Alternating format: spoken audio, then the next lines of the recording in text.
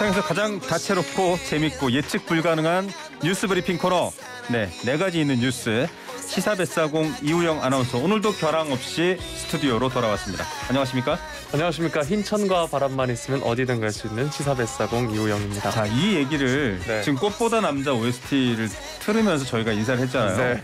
설명을 좀 해주셔야 될 것 같아요. 이게 그 꽃보다 남자 드라마에 나온 대사라고요? 네, 극 중에서 이제 지후 선배를 열연한 김현중 씨가 금잔디역의 구혜선 씨에게 이제 하는 말입니다. 흰천과 바람만 있으면 어디든 갈 수 있는. 네. 예. 지후 선배가 약간 그런 캐릭터입니다. 상당히 느끼하네요. 네, 시켜줘 너의 명예 소방관 뭐 이런 대사도 있습니다. 네. 청취자 여러분께 심심한 사과의 말씀 드리면서 뉴스 시대라고.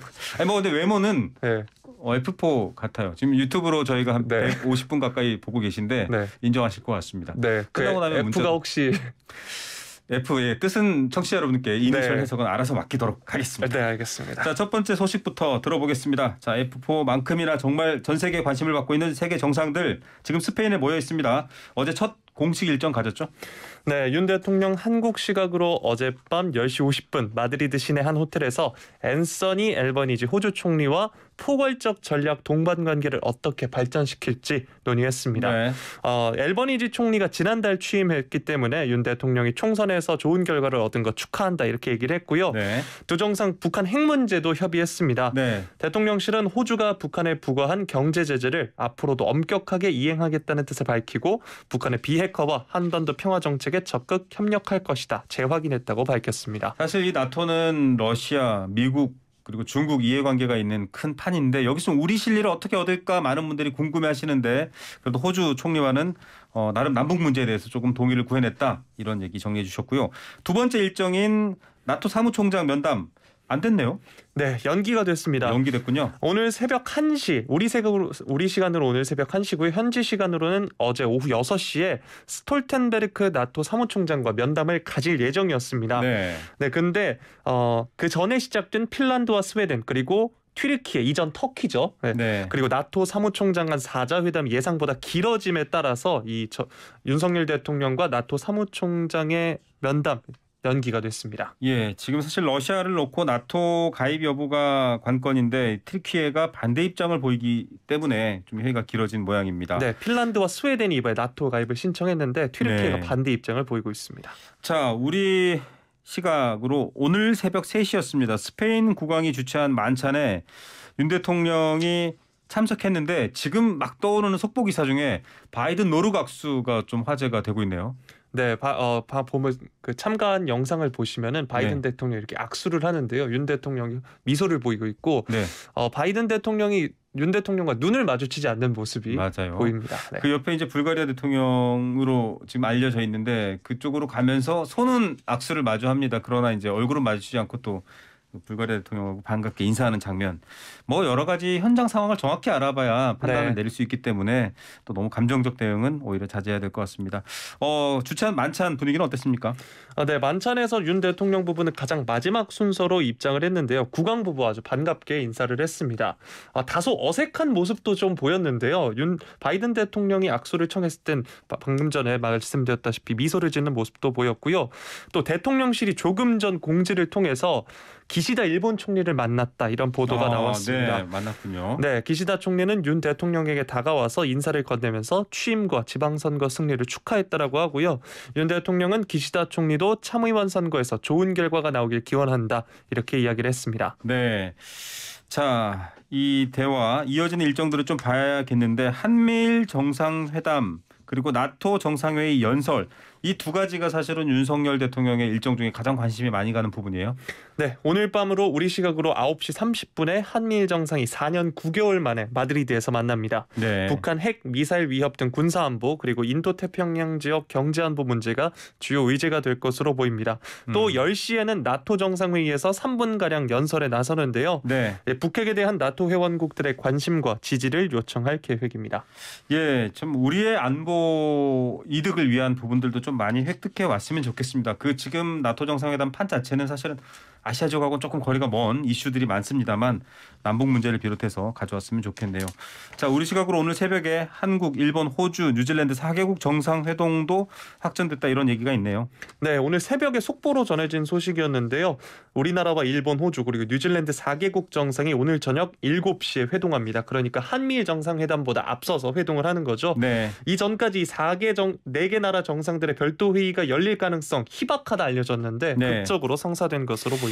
이 회의를 놓고는 또 중국의 반응이 아주 격해질 수 있습니다. 지금 북한도 논평을 내놨거든요. 뭐 아주 격한 표현을 썼습니다. 그런 상황에 대해서 저희가 또 관련 뉴스 반응 나오는 대로 또 해외 반응들도 전해드리겠습니다.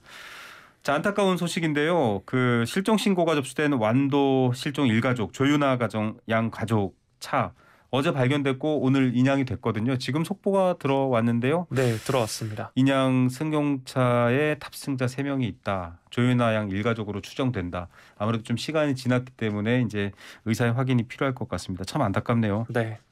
자, 인양 관련까지 과정들 좀 소개해 주시죠. 네, 광주경찰청과 완도해양경찰서 등에 따르면 어제 오후 5시 12분 완도군 신지도 송곡항 인근 방파제에서 약 80m 떨어진 물속에서 이 승용차 발견했습니다. 네. 승용차 번호판이 이제 조양 가족의 차량 번호와 일치했고요.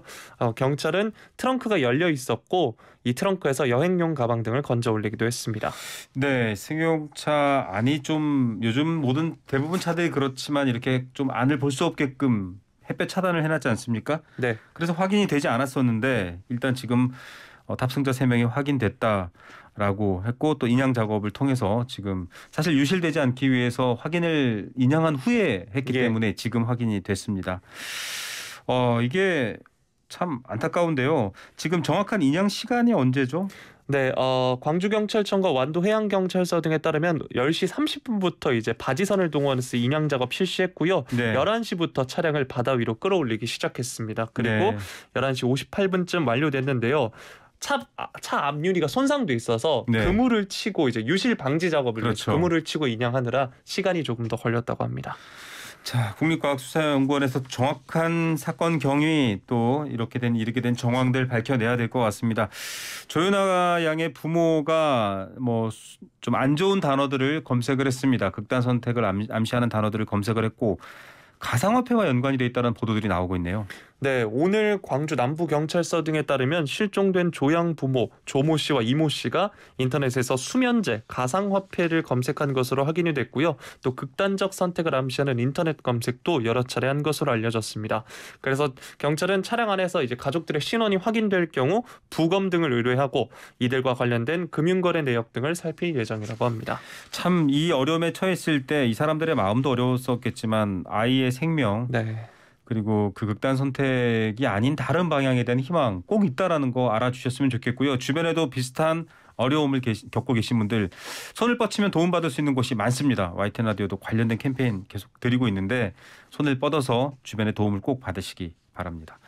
다음 소식은 이명박 전 대통령 얘기인데요. 임시 석방 즉 형집행이 되는데 3개월 동안만 정지하나요? 네, 검찰이 이명박 전 대통령의 형집행을 석 달 동안 정지하기로 결정을 했습니다. 이 형집행 정지는 형집행을 면제하는 사면과는 다르게 집행을 일정 기간 멈춰주는 제도인데요. 네.